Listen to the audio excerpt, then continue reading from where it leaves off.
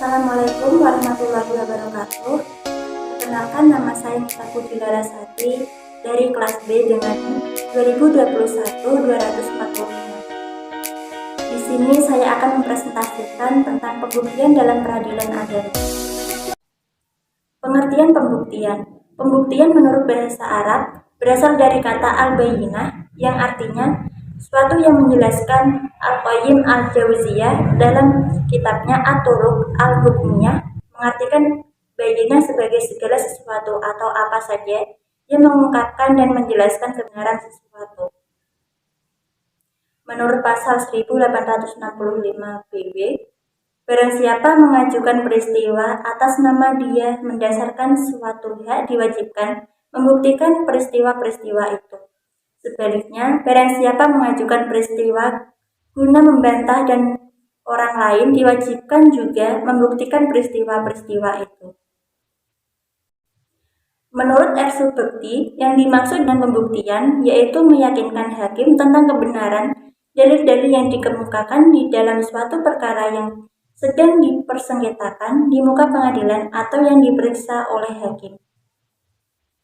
Dari pengertian tersebut dapat disimpulkan bahwa pembuktian yaitu upaya para pihak yang berperkara untuk meyakinkan hakim akan kebenaran peristiwa atau kejadian yang diajukan oleh para pihak yang bersengketa dengan alat-alat bukti yang telah ditetapkan.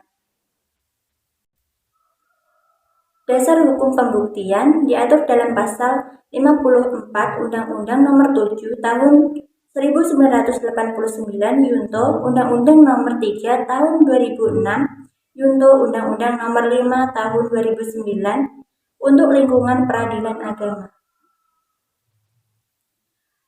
Pasal 54 dari Undang-Undang Peradilan Agama menyatakan bahwa hukum acara yang berlaku di pengadilan lingkungan peradilan agama kecuali yang telah diatur khusus dalam undang-undang.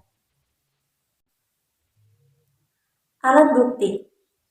Hadis Rasulullah SAW bersabda bahwa pembuktian itu dibebankan kepada penggugat dan sumpah itu dibebankan kepada orang yang mengingkari.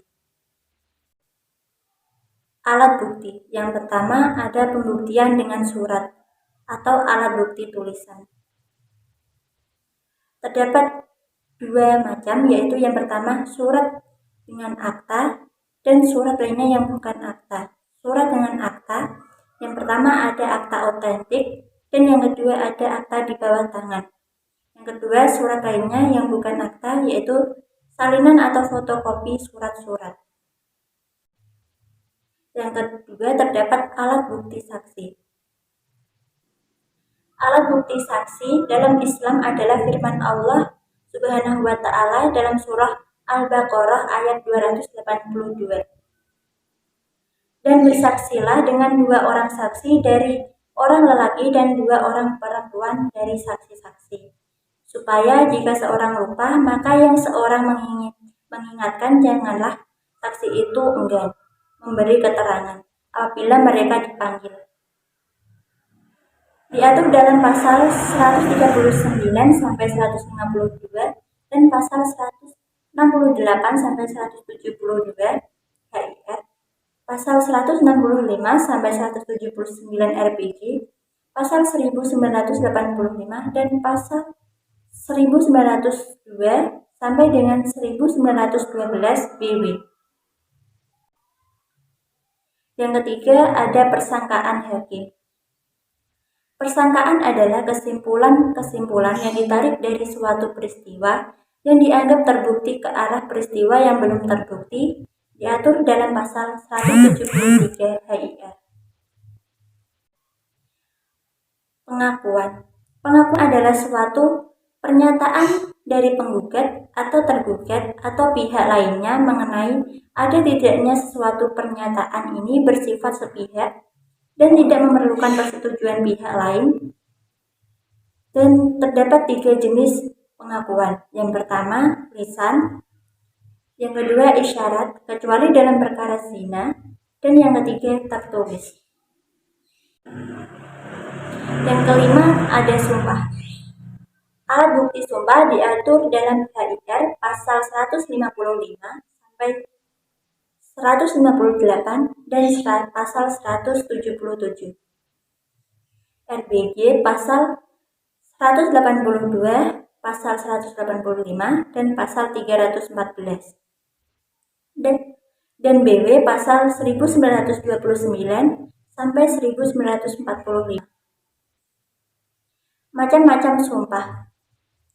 Yang pertama ada sumpah pelengkap. Sumpah pelengkap ialah sumpah yang diperintahkan oleh hakim karena jabatannya kepada salah satu pihak yang berperkara untuk melengkapi pembuktian peristiwa atau pihak yang menjadi sengketa sebagai dasar putusannya. Yang kedua, terdapat sumpah pemutus yang bersifat menentukan. Sumpah pemutus ialah sumpah yang dibebankan atas permintaan salah satu pihak kepada lawannya. Berbeda dengan sumpah pelengkap. Sumpah ini dibebankan atau diperintahkan meskipun tidak ada pembuktian sama sekali. Sumpah penaksiran. Sumpah penaksiran ialah sumpah yang diperintahkan oleh hakim karena jabatannya kepada penggugat untuk menentukan uang ganti kerugian. Sumpah penaksiran biasanya diperlukan untuk menentukan besarnya ganti rugi. Yang keenam, terdapat pemeriksaan setempat. Diatur dalam pasal 153 HIR, pasal 180 RBG, pasal 211 RV. Pemeriksaan setempat pada hakikatnya adalah pemeriksaan perkara dalam persidangan, hanya saja tidak dilakukan di gedung pengadilan, tetapi di luar, yaitu tempat di mana objek sengketa atau yang diperiksa itu berada pada pemeriksaan. Yang ketujuh, ada keterangan ahli. Keterangan ahli adalah keterangan pihak ketiga yang objektif yang bertujuan untuk membantu hakim dalam pemeriksaan guna menambah pengetahuan hakim sendiri. Keterangan ahli juga sering disebut saksi ahli. Diatur dalam pasal 154 HIR, pasal 181 RBG, pasal 215 RB. Pembuktian secara khusus. Pembuktian yang secara khusus diatur dalam Undang-Undang Nomor 7 Tahun 1989, terutama menyangkut tentang sengketa perkawinan. Adalah 1. Pembuktian dalam permohonan cerai talak. Terdapat pada pasal 70. Yang kedua, pembuktian dalam gugatan perceraian didasarkan atas alasan salah satu pihak mendapat pidana penjara. Terdapat pada pasal 74. Yang ketiga, pembuktian dalam gugatan perceraian didasarkan atas alasan tergugat mendapatkan cacat badan atau penyakit dengan akibat tidak dapat menjalankan kewajibannya sebagai suami. Terdapat pada pasal 75. Yang keempat, pembuktian dalam gugatan didasarkan atas alasan syiqaq yang terdapat pada pasal 76. Yang kelima, pembuktian dalam gugatan perceraian didasarkan atas alasan zina yang terdapat pada pasal 87. Sekian presentasi dari saya. Kalau ada salah kata mohon dimaafkan. Wabillahi taufik wal hidayah. Wassalamualaikum warahmatullahi wabarakatuh.